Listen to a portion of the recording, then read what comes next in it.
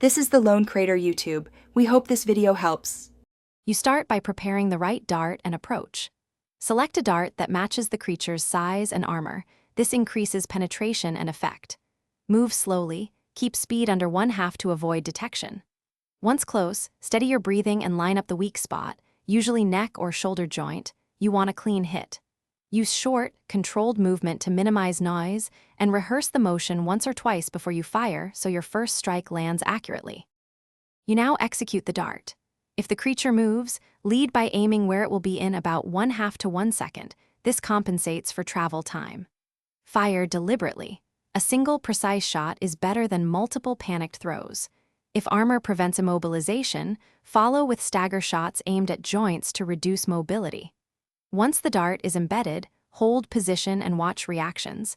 This tells you if the dart type and force were sufficient, so you can change tactics mid-engagement if needed. You finish by confirming the dart's effect and securing the creature.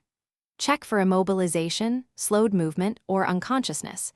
If present, approach carefully and apply restraints such as ropes or snares.